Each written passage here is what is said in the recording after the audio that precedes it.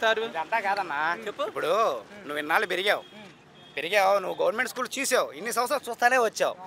ఏ గవర్నమెంట్లో అయినా జగన్ గవర్నమెంట్ నచ్చిగా మారినట్టు ఎప్పుడైనా నీకు కనబడిందా?